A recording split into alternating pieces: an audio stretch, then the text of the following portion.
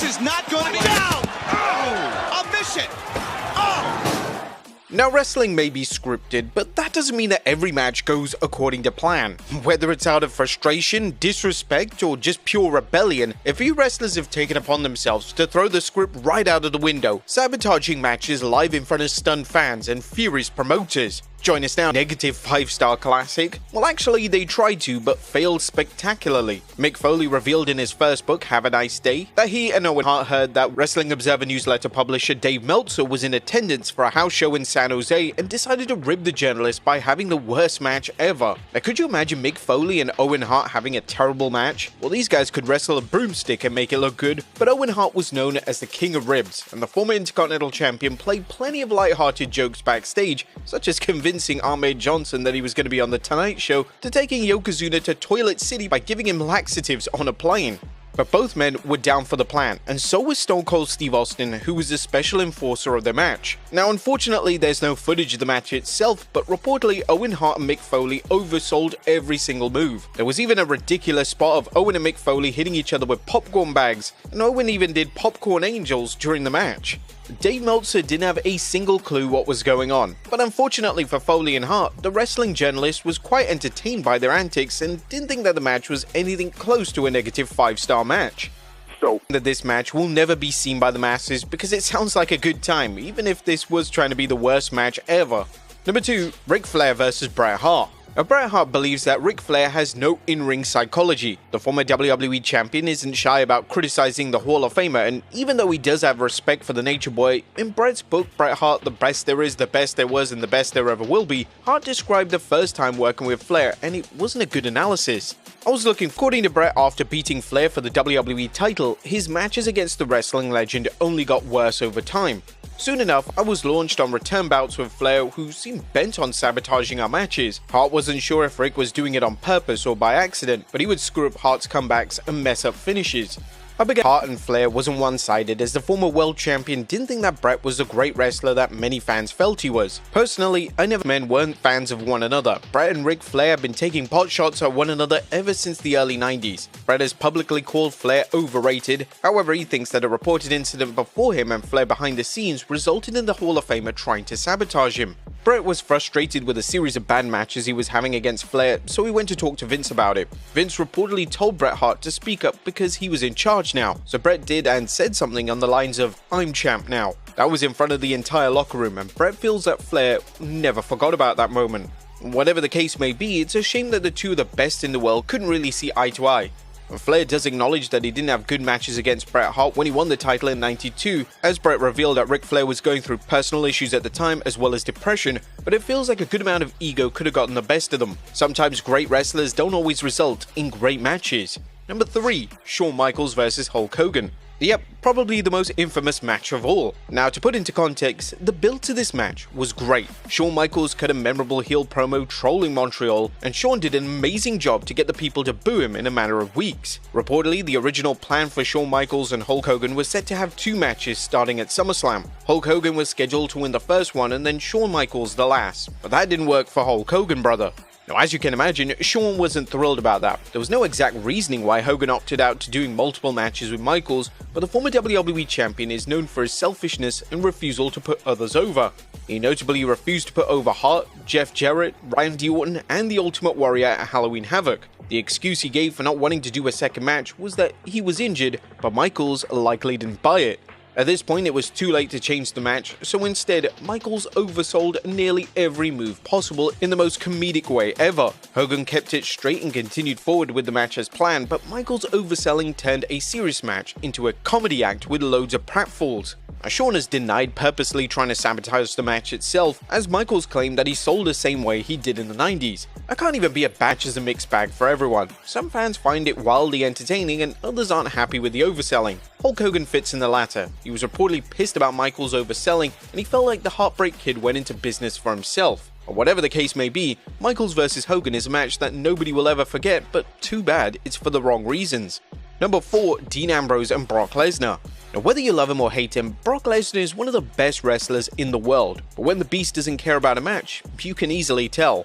That's where Dean Ambrose vs Brock Lesnar comes in from WrestleMania 32. Despite some fire promos between Lesnar and Ambrose, the build was quite lackluster. Still, fans were intrigued to see what Ambrose and Lesnar could do together, and it turned out to be a huge disappointment. Moxley had been voicing his issues about working with Brock, and from his perspective, Lesnar just didn't see any value in their match. Neither did Vince or any of the producers. During an interview with Wade Keller, Moxley went into detail about the complications he had during the build-up. Moxley has gone on record and called Lesnar lazy. Meanwhile, Brock Lesnar has never talked about the former WWE champion. However, his former advocate Paul Heyman addressed Moxley's comments, and he cited that the former WWE star had attitude problems and dismissed the notion that Brock Lesnar was quote-unquote lazy.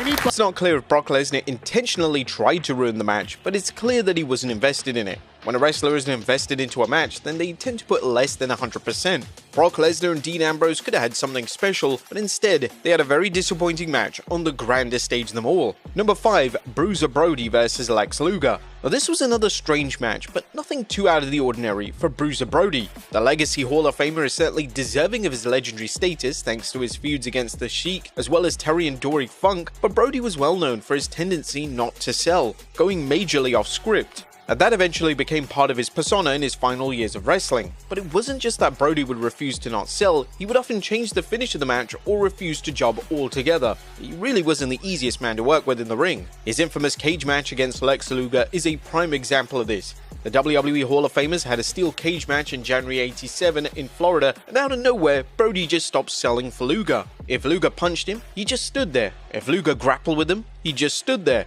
Lex Luger had no idea what to do. Brody just stopped working and time stood still for Luger. He was the upcoming star at this time, so we didn't particularly know what to do in this situation. Luger and the referee had to call an audible and simply end the match via disqualification because they didn't know how to keep going. What's interesting is that Luger confronted Brody calmly after the match, and the Hall of Famer instantly apologized because he thought he did something wrong. But Brody kind of blew off the situation and told Luger not to worry about it. According to Luger, he didn't really explain why he just stopped selling, but he just said that it didn't work and there was a long day. I guess that clears that up. But rumors had circulated that the reason Brody stopped selling for Luger was because he didn't particularly have any respect for him. According to Ted DiBiase, Brody didn't feel that Luger earned his position, and he didn't take too kindly to calling spots backstage for the match, as this is something for the veterans. Like Shawn Michaels and Hogan, this match is certainly infamous, but for all the wrong reasons. Number 6, Hulk Hogan vs Kevin Nash.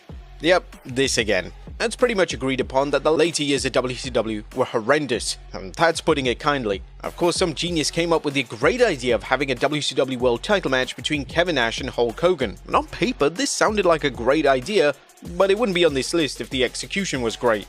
This is the infamous finger poke of doom spot, where Nash and Hogan pretended that they were going to fight, but trolled the entire world by having Hogan gently pop Kevin Nash and getting the 3 count. Forget David Arquette winning the WCW World Heavyweight title, this moment made the belt look completely worthless. WCW tried to save the segment with a Goldberg beatdown, but nothing could erase the embarrassing moment that preceded it. Number 6, Hulk Hogan vs Jeff Jarrett. Now there seems to be one golden rule in wrestling: never give Hulk Hogan full creative control. That was a mistake that WCW made, and the WWE Hall of Famer made selfish moves like this. Jeff Jarrett was the WCW World Heavyweight Champion, and he was supposed to beat Hulk Hogan. And as you can guess, Hogan refused to do the job and went out of his way to get creative to change the match finish. They did, and it led to one of the most embarrassing moments of WCW history.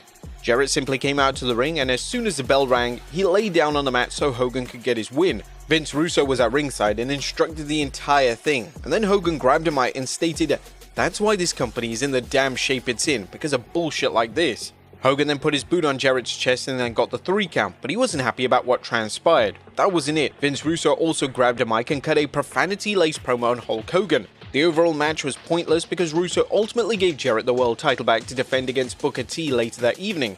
They tried to make this a storyline, but it didn't work. Shoot angles can only work if done correctly, but this segment shattered an all-important illusion about pro wrestling. We're supposed to believe that these matches are legit like MMA or boxing, but it exposes the predetermined process of wrestling and also the disgusting politics that played a part in wins and losses. Nobody came out looking good here. Bash at the Beach was supposed to be the crowning moment for Booker T, who beat Jeff Jarrett for the real WCW World Heavyweight title, but it was overshadowed by this controversial segment that further damaged WCW. Number 8, Jeff Hardy vs Sting. A TNA wrestling under Vince Russo has a lot of, well, moments, and we don't mean it in a good way. However, one of the most infamous moments was Jeff Hardy vs Sting at Victory Road 2011. Jeff Hardy's history with drugs and alcohol are well documented, but this was the first real time that we saw him intoxicated on live television, and you could tell something wasn't right as Hardy made his entrance. The title match was scheduled to go on longer, but Jeff's impaired state made it impossible. So Eric Bischoff would come out before the bell rang and told Jeff of the match changes. The bout was rather simple once the bell rang, as Jeff taunted the crowd by not giving him his shirt, a few punches from Sting and a Scorpion death drop, and that which lasted all of 90 seconds. You can see the disappointment in Sting's face when the crowd chanted bullshit as he mouthed, "I know." Now in reality, this wasn't the first time that Jeff had been too intoxicated to perform, as Hardy was reportedly hammered backstage at the Final Resolution pay-per-view and TNA officials almost stripped him of the title. On one of these occasions, him being impaired caused him to miss his mark on a chair shot and gave Ken Anderson a concussion. There were a ton of warning signs that something wasn't right with Jeff Hardy, but TNA turned a blind eye and put their performers at risk in the process. Thankfully, Jeff Hardy now seems to be in a better headspace these days and is currently represented TNA in the tag team division. It's great that the former WWE legend has finally gotten over his addiction. Number 9. Angelo Dominio vs Cuervo. This is one of the scariest spots in the last decade or so. During a co-promotional lucha event in 2018, the two wrestlers were having a casket match and everything was going to plan, but Dominio was pissed about the hard chair shots from his opponent and decided to give his opponent a brutal receipt. But that receipt was him throwing a real concrete brick on the back of his head. Cuervo immediately went stiff and went face first to the floor. Now the wrestler goes stiff and face first to the floor, where he's checked on by officials and he regains consciousness and is helped to the back, while Dominio bizarrely eliminates himself to end their casket match. Thankfully, he survived the assault and is still wrestling until this very day. But Dominio was barely punished for his crimes. What he did was attempted murder, and he tried to claim that it was an accident and that his opponent was in the wrong position, but nobody bought it. But throwing actually became his gimmick, and promoters tried to sell the real-life incident to sell tickets. It's one of the more disgusting parts of professional wrestling. A professional wrestler who's been in the business for more than 10, Earthquake vs Koji Katawa. The WWE held a pay-per-view with Super World of Sports called Wrestle Dream on April 1st, 1991. The show had Bret Hart battling George Takano and Hulk Hogan vs Yoshiaki Yatsu for the WWE Championship. But the one match that people only remember is Earthquake vs Koji. The strange thing about this match is that it wasn't the first time that Koji and Earthquake worked together, but on April 1st, Koji had no interest in having a good match. Koji's temper flared up after he threw the announcer's table at the ring, and the match consisted of them smacking each other's hands and pacing around the ring. You could see the frustration on Earthquake's face, and he even shouts, "This was pro wrestling." Now, the match went completely off script and ended when Koji kicked the referee, causing a DQ. He stormed out of the ring hot and grabbed a mic and then dropped the infamous F-bomb, labeling wrestling as fake before charging right to the back. Now, Koji had a reputation of unprofessional behavior, but just before his match with Earthquake, Koji was fired from New Japan Pro Wrestling and expelled from sumo due to his attitude. It's still unclear why he lost his temper so quickly, but there you have it.